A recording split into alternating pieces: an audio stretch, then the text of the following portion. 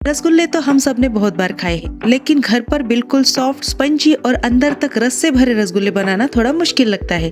तो आज मैं इसी का एकदम आसान तरीका शेयर करूंगी, जिससे रसगुल्ले बनेंगे सॉफ्ट भी और जूसी भी।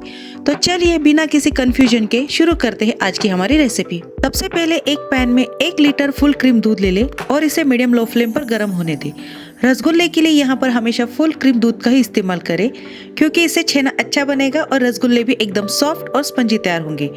रसगुल्ले बनाने के लिए गाय का दूध लेना ज़्यादा अच्छा रहता है, क्योंकि इससे छेना सॉफ्ट बनता है और रसगुल्ले भी अच्छे और स्पंजी तैयार होते हैं। वैसे अगर आपके पास बफेलो का दूध है तो उससे भी आप रसगुल्ले बना सकते हैं।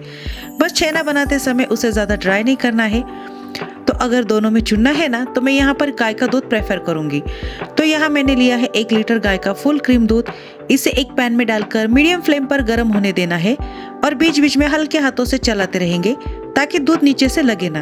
अब यहाँ आप देख सकते हैं कि हमारा दूध भी अच्छे से बॉईल हो चुका है। तो दूध में जैसे ही अच्छी तरह से उबाल आ जाए, गैस को बंद कर देना है और इसे करीब 1 मिनट के लिए थोड़ा ठंडा होने देना है, जिससे छेना अच्छे से तैयार हो जाए। अब यहाँ एक छोटी सी बात का ध्यान रखना है, दूध को तुरंत फाड़ना नहीं है, थोड़ा सेटल होने देना है।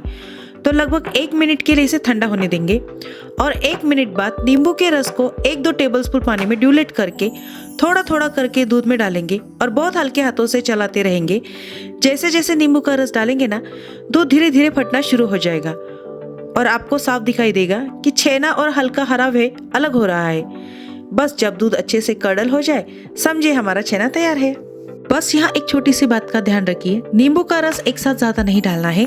अगर दूध अभी पूरी तरह से नहीं फटा है तो 1 टेबलस्पून ऐड करके थोड़ा थोड़ा डालते जाइए।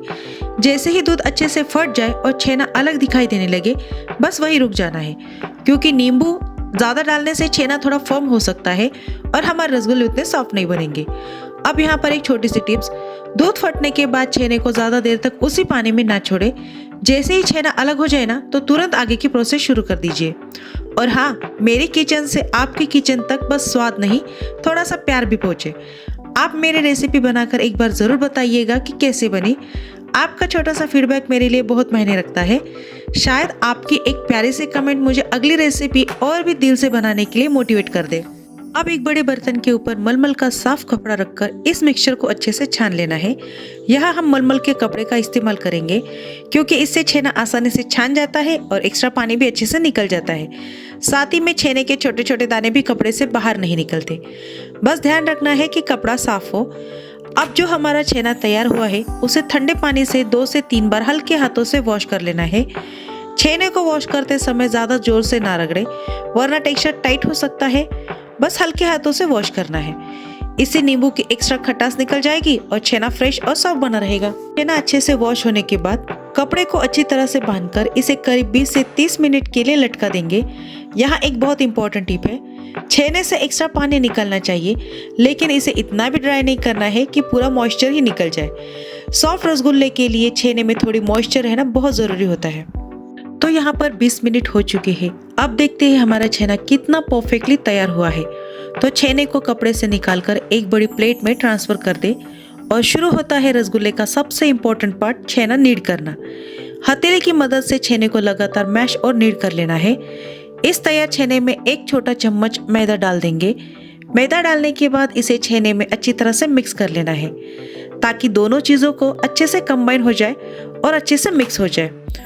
शुरुआत में छेना थोड़ा क्रम्बली लगेगा, लेकिन जैसे जैसे हम इसे नीड करेंगे ना, ये धीरे धीरे स्मूथ होता जाएगा।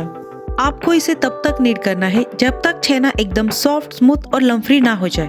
बस एक बात का ध्यान रखें कि छेना नीड करते समय ज्यादा फोर्स नहीं लगाना है। इसे हल्के हाथों से धीरे धीरे नीड करें। इस स्टेप में जल्दबाजी बिल्कुल ना कीजिए। अच्छे रसगुल्ले बनाने के लिए छेने की अच्छी नीडिंग बहुत फर्क डालती है। छेना हमें बिल्कुल उसी तरह स्मूथ करना है जैसे हम आटा लगाते समय उसे अच्छी तरह से नीड करते हैं। अब आप यहाँ देख सकते हैं हमारा छेना एकदम स्मूथ और परफेक्ट कंसिस्टेंसी में आ गया है। ना तो ये हाथों पे स्टिकी हो रहे हैं, ना ही प्लेट पर। बस अब समझ लीजिए कि हमारा छेना बिल्कुल रसगुल्ले बनाने के लिए रेडी है। अब जब छेना एकदम स्मूथ हो गया है, तो इसके छोटे छोटे पोर्शन निकालकर हाथों के बीच रोल करेंगे और स्मूथ क्रैक फ्री बॉल बना लेंगे। यहाँ एक छोटी सी टिप्स, बॉल्स बनाते समय अगर सरफेस पर क्रैक दिखाई दे रहे हैं, तो इसका मतलब है कि छेने को थोड़ा सा और अच्छी तरह से नीड करना जरूरी है।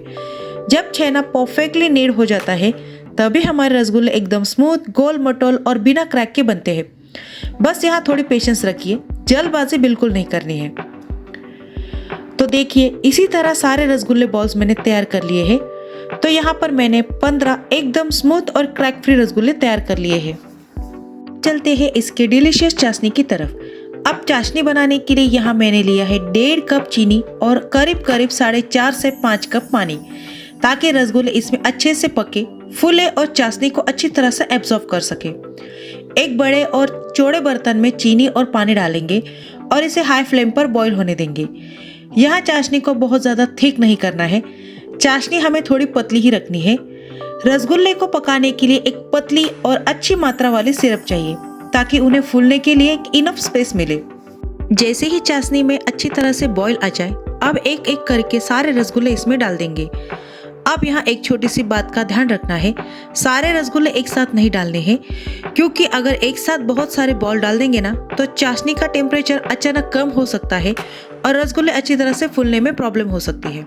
इसलिए चाशनी में उबाल लगातार बना रहना चाहिए और रसगुल्ले को धीरे धीरे डालना बेहतर रहता है, इससे कुकिंग भी इवनली होती है। अब तुरंत बर्तन को ढक देंगे और इन्हें मीडियम हाई फ्लेम पर करीब 12 से 15 मिनट तक पकने देंगे और इस दौरान बार बार ढक्कन खोलकर चेक करने की जरूरत नहीं। स्टीम के अंदर ही रसगुल्ले धीरे धीरे कुक होंगे और ब्यूटीफुली पॉप अप हो जाएंगे।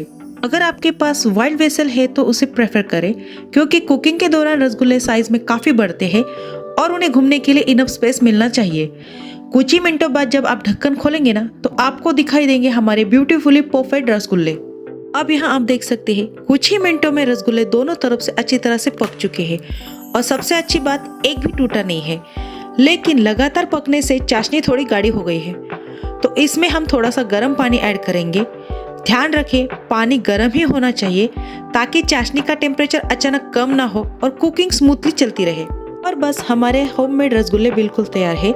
रसगुल्ले तो अब एकदम रेडी हो चुके हैं, लेकिन अभी इन्हें सर्व करने के लिए पूरी तरह तैयार नहीं है। अब हम गैस बंद कर देंगे और इन्हें इसी चाशनी में 5 से 6 घंटे के लिए आराम से ठंडा होने देंगे, ताकि रसगुल्ले चाशनी को अच्छी तरह से एब्जॉर्ब कर ले और अंदर तक एकदम सॉफ्ट, जूसी और स्पॉन्जी हो जाए। देखने में कितने सॉफ्ट और स्पॉन्जी लग रहे हैं। अब 5 घंटे बाद आप देख सकते हैं, हमारे रसगुल्ले अच्छी तरह से ठंडे हो चुके हैं। अब इन्हें सर्विंग बाउल में निकालेंगे, ऊपर से थोड़ी सी चाशनी डालेंगे, आखिर में इनकी थोड़ी सी गार्निशिंग कर देंगे, ऊपर से कुछ फ्रेश रोज पेटल डालेंगे, जिससे रसगुल्ले और भी खूबसूरत और फेस्टिव लगेंगे। अब देर किस बात की है, एकदम सॉफ्ट स्पंजी रसगुल्ले रेडी हो चुके हैं। ऊपर से इस पे रोज पेटल की गार्निशिंग इसका लुक और भी बढ़ा रही है। तो बस अब एक रसगुल्ला उठाइए, हल्का सा दबाइए और देखिए कैसी चाशनी छलक पड़ती है। तो चलिए एक बाइट तो बनता है।